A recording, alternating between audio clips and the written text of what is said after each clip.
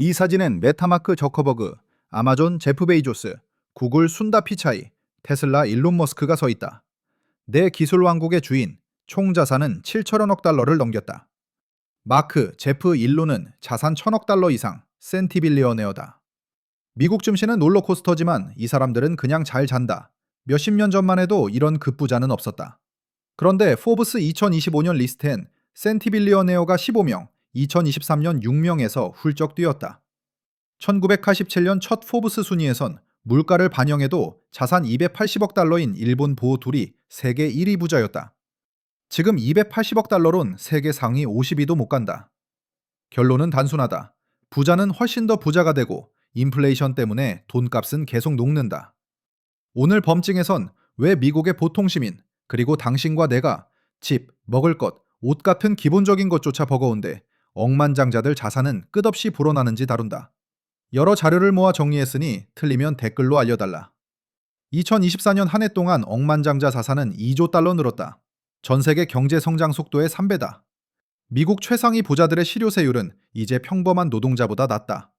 감을 위해 숫자를 보자. 1초에 1달러를 번다면 12일 만에 100만 장자. 하지만 같은 속도로 10억 달러를 채우려면 31년이 걸린다. 현실의 슈퍼리치들은 10억이 아니라 수십, 수백억 달러를 들고 있고 그 숫자는 계속 오른다.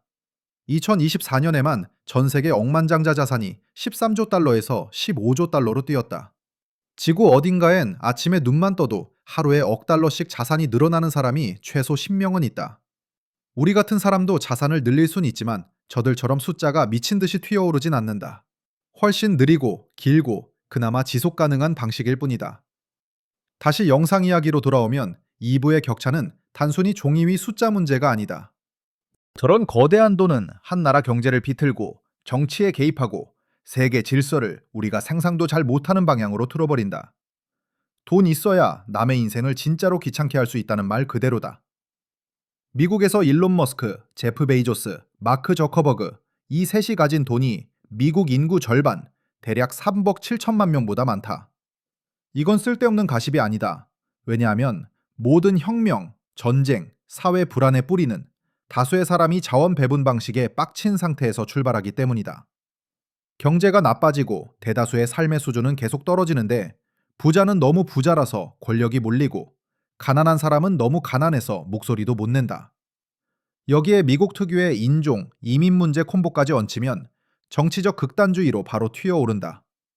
그게 좌파든 우파든 결국 포장만 다른 포퓰리즘이다. 아주 단순화하면 좌파는 부를 다시 나누자 쪽이고 우파는 부를 가진 쪽 손을 지키자 쪽이다. 억만장자 투자자이자 경제사 연구자인 레이 달리오는 이렇게 말한다. 나는 500년의 역사와 사이클을 연구했다.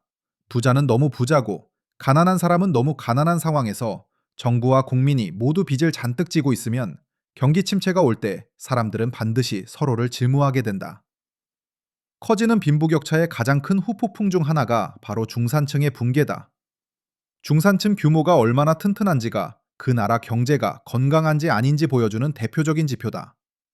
80에서 90년대 미국 배경 영화나 드라마를 보면 한 집에 한 명만 나가서 벌어도 나머지 한 명은 집에서 애 키우고 살림하면서도 그럭저럭 먹고 살았다. 그게 평범한 중산층의 그림이었다. 그런데 2000년대에 들어오면서 중산층은 사실상 더 이상 고개를 들지 못한다. 2008년 미국에서 부동산 거품이 터지며 주택시장이 박살났고 그게 전 세계 금융위기로 번졌다. 유럽은 2011년에 그 재앙의 2차 파도를 또 맞았다. 서구 대부분 나라에서 평범한 시민들은 경제 폭탄을 온몸으로 맞았다. 작은 기업들은 줄줄이 문을 닫고 사람들은 일자리를 잃고 가정들은 하루하루 버티기도 벅찬 상황으로 내몰렸다. 그리고 그 다음 10년 동안 경제 성장률은 눈에 띄게 둔화됐다. 숫자로는 어떻게 포장하든 실물 경제는 이미 한번 거의 숨이 끊어진 상태였기 때문이다. 코로나가 터지고 각국 정부가 병제를 얼리자 먼저 무너진 건 자본가가 아니라 서방의 시민들이었다. 미국에는 세상에서 제일 쓸모없는 둘이 있다는 농담이 있다. 공무원과 80 넘은 노인의 막내 아들. 코로나 대응한다고 정부가 돈을 마구 찍어댔을 때 이 말이 현실이 됐다.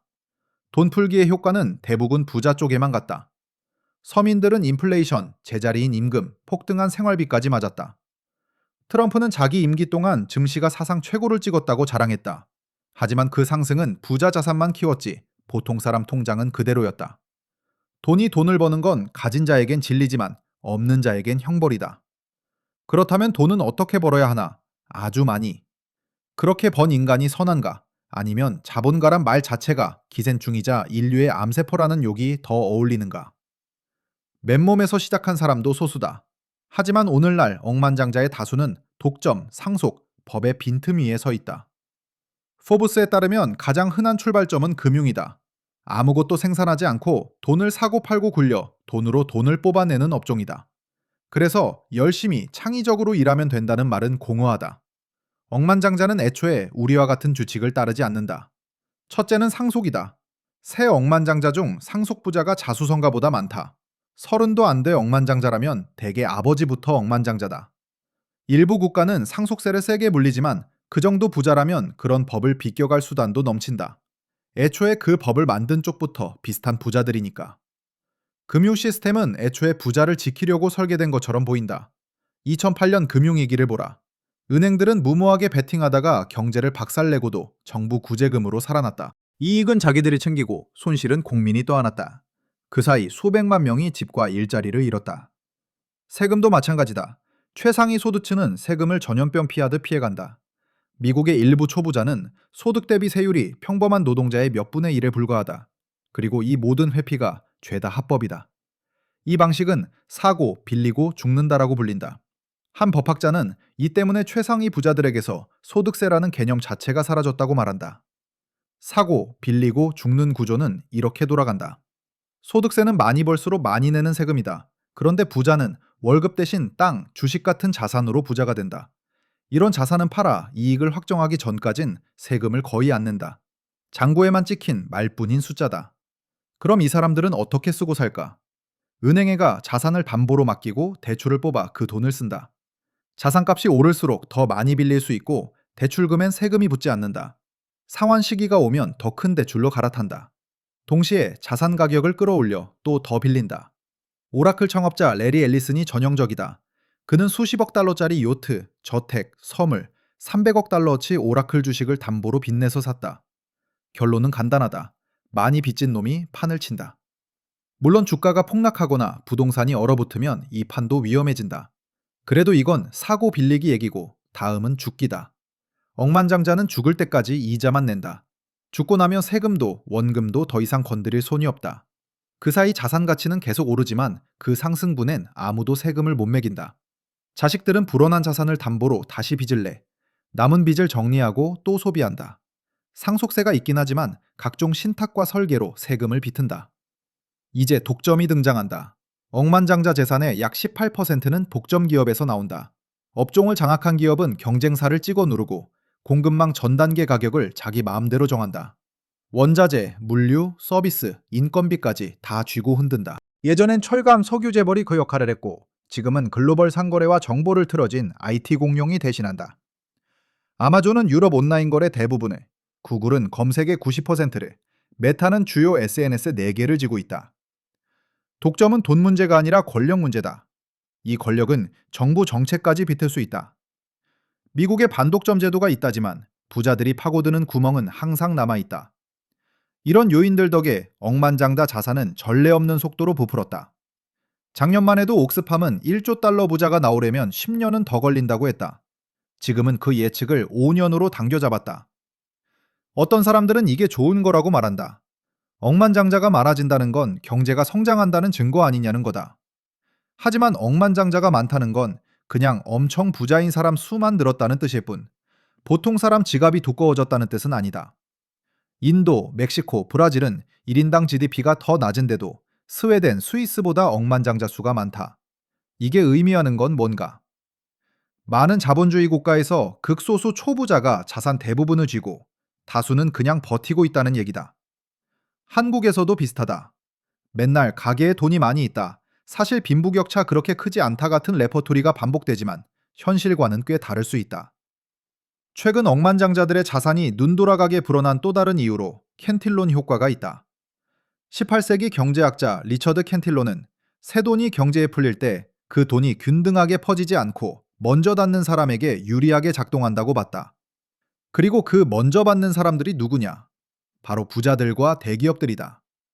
이게 절대 악이냐 하면 또 그렇게 단순하지도 않다. 정부 입장에서 돈을 풀 때 장사 한 번도 안 해본 평범한 시민에게 직접 꽂아줄지, 수십 년, 길게는 100년 넘게 사업을 해온 기업들의 계약과 중앙은행 정책을 통해 먼저 줄지 선택해야 한다. 실제로는 후자 쪽이 압도적이다.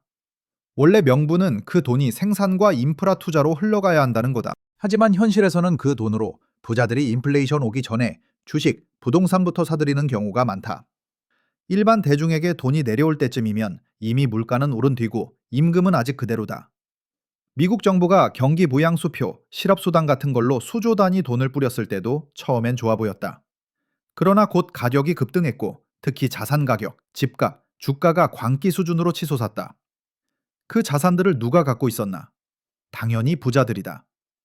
평범한 사람들은 인플레이션 때문에 실질 구매력이 떨어졌고 지원금이 끊기자 다시 원래 자리로 돌아갔다. 달라진 건 하나, 세상 모든 것의 가격이 더 비싸졌다는 점뿐이다. 그래서 경기 호황기일수록 부자는 더 부자가 되고 보통 노동자는 생활비에 치이며 계속 제자리 뛰기를 한다. 돈 풀기의 또 다른 결과는 주식시장 거품이다. 리날든의 연구에 나온 그래프를 보면 S&P 500 지수는 기업 실적이라기보다 통화 공급에 훨씬 더 민감하게 반응한다. 쉽게 말해 돈을 더 찍어 뿌릴수록 주가는 오른다. 주가가 오르면 모든 투자자에게 좋은 것처럼 들린다. 그런데 미국을 기준으로 보면 주식시장에 사람 10명이 있고 시장을 10등분했다고 치자. 그중 한 명이 이 판 돈의 93%를 다 들고 있다. 그 말은 미국 정부가 돈을 풀면 그 이득이 거의 전부 이미 자산 있는 사람들에게 간다는 뜻이다. 초부유층은 계속 빨아먹고 미국 서민들은 집은커녕 전세도 버겁다. 경제 유튜버 게리 스티븐선은 이렇게 설명한다. 돈은 음식도, 에너지도, 집도, 의료도 아니다.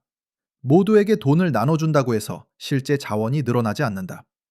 그러니 사회를 부자로 만드는 건 돈을 뿌리는 게 아니라 실제 자원을 더 만드는 일이다. 내가 당신에게는 조금만 주고 다른 한 사람에게는 엄청 많이 주면 그 사람은 더 부자가 되고 당신은 상대적으로 더 가난해진다. 솔직히 말해 영국 정부는 운이 좋았다. 우크라이나 전쟁이 인플레 책임을 다 뒤집어 썼으니까. 하지만 게리에 따르면 진짜 원인은 정부가 키운 불평등이다. 스티비언슨 말처럼 그냥 현금을 뿌리는 것만으로는 빈부격차가 줄지 않는다. 이건 구조 문제이고 사람들이 점점 더 못 버티면 온라인에서 거리에서 반발이 터져나온다. 서구 자본주의 사회에서 이미 매일 보고 있는 장면들이다. 그렇다면 미국이든 한국 사회든 우리는 뭘 할 수 있을까? 이론상 부유한 사회일수록 모두의 삶이 좋아져야 한다. 학교, 의료, 인프라가 더 좋아져야 한다는 뜻이다. 역사적으로 보면 우리 삶은 예전보다 훨씬 낫긴 하다. 일부는 이렇게 제안한다. 정부가 초부유층에 강한 누진세를 매기고 그 세수로 교육과 의료를 지원하자고. 문제는 세금이 너무 높아지면 부자들이 자산을 들고 다른 나라로 도망갈 수 있다는 거다. 밀턴 프리드먼은 상속세 100%는 최악의 아이디어라고 했다. 부자들이 돈을 공장, 기계, 기술에 투자하기보다는 그냥 다 써버리게 만들기 때문이라는 거다. 물론 모든 부자가 그렇게 사는 건 아니지만 꽤 많은 부자들이 기업에 투자하고 그게 경제에도 도움이 된다. 또 다른 쪽에서는 금융 부문이 제일 먼저 손볼 때라고 말한다. 정부가 각종 허점을 죄어야 한다는 거다. 예를 들면 기업이 자기 회사 주식을 대량 매입하게 허용하는 건 최악의 정책이다. 그건 주가만 끌어올려 주주만 부자로 만들고 노동자 임금은 그대로 꽁꽁 묶어둔다. 사기 같지만 합법이다. 지금도 조세 피난처, 창의적 회계 같은 구멍이 널려 있다. 이 구멍들을 막아야 최소한 미국에서처럼 부자들이 겨우 3에서 4% 세금만 내고 빠져나가는 일은 줄어든다. 물론 부자들은 이렇게 말할 거다. 내 돈인데 왜 내가 더 내야 하지? 하지만 이건 성공한 사람을 벌주자는 게 아니라 사회가 이미 꼭대기에 있는 사람들의 이익만 더 단단히 굳히지 않게 하려는 거다. 문제는 이런 해법들이 죄다 어렵고 복잡하고 시간이 오래 걸린다는 거다. 게다가 나라별 경제 상황도 전부 다르다. 미국에서 통하는 정책이 일본이나 한국에선 완전히 실패할 수도 있고 그 반대도 마찬가지다.